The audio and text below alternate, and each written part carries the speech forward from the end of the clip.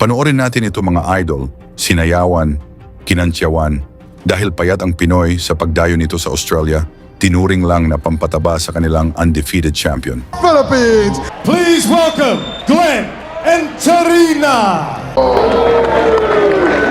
Ngunit hindi dito pumapayag si Kabayan na hindi makaganti.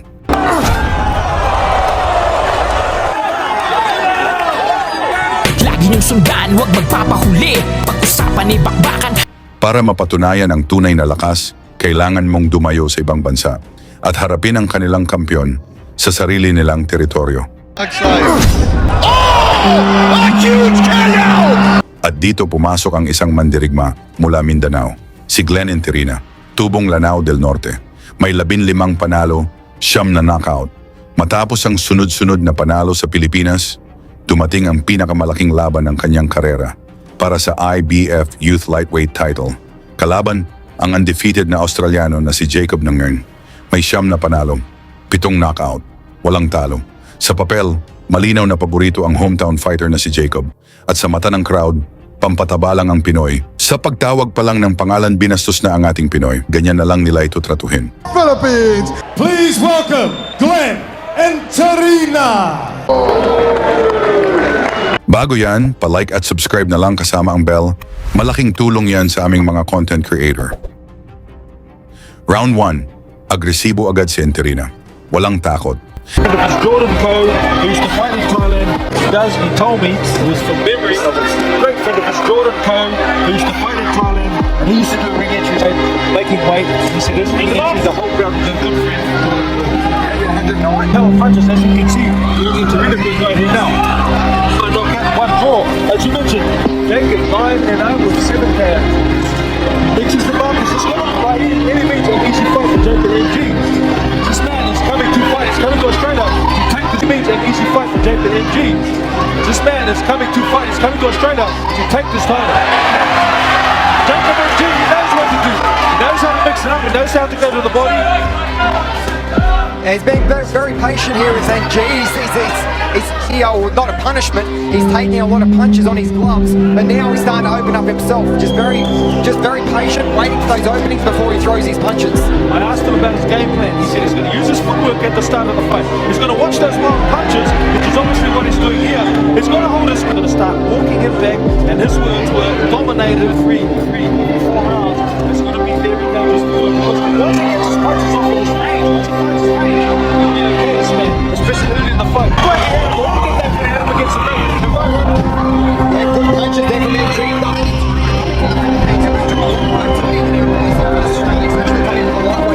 That's a big thing.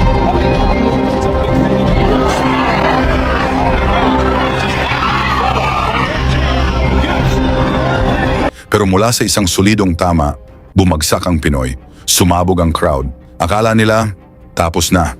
Pero tumayo si Kabayan. At lumaban, talagang nakipagsabayan.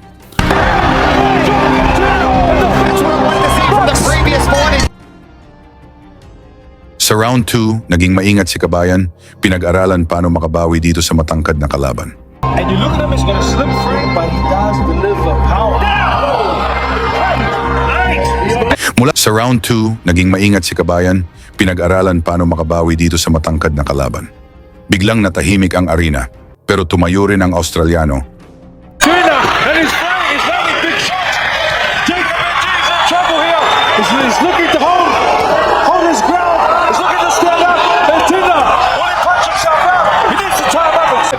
It's going to take him about 30 to 40 seconds. He chooses to punch back. Use his feet, that's good. Tie him up. Yes. Wobbly legs. He's got to hold on with all these might here. There's two or three good punches to Back. Use his feet, that's good. Tie him up. Yes. wobbly legs. He's got to hold on with all these might here. Use his punches. Back, here comes Jake.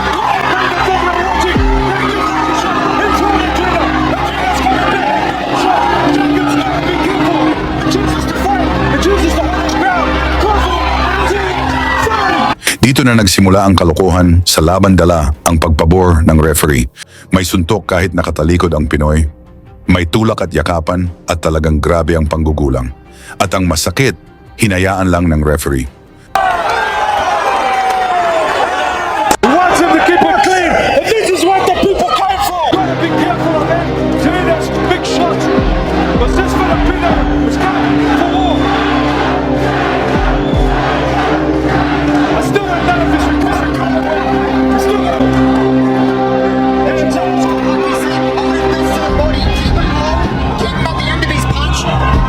Sinakyan, tinukuran at sinuntok ng Australiano ang Pinoy habang nakaupo pero parang hindi ito nakita ng referee. Round 3, lalo tumindi ang kabulastugan ng kanilang champion.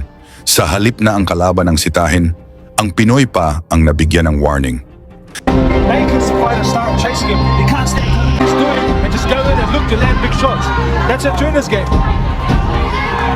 But sometimes he's got some and stand toe to toe. That's Jacob Benji. Jacob Benji, the jam. He's got to be careful. He's got to keep.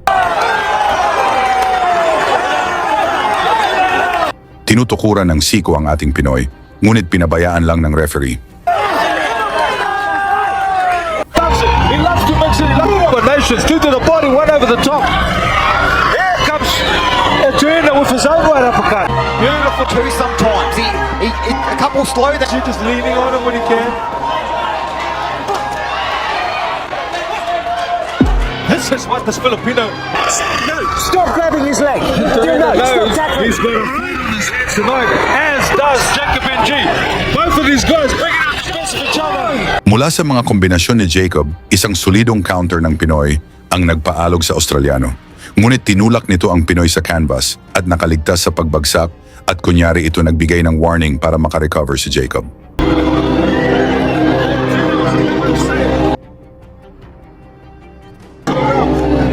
in the left hand to follow.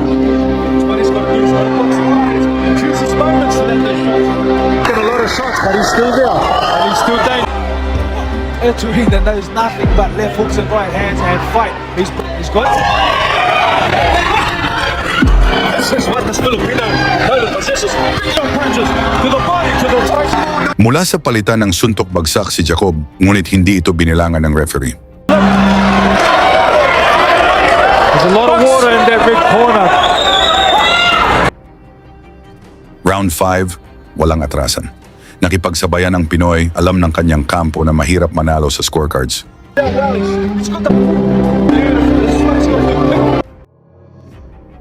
Round 6, lalong umiinit ang aksyon, tumitindi ang palitan ng suntok.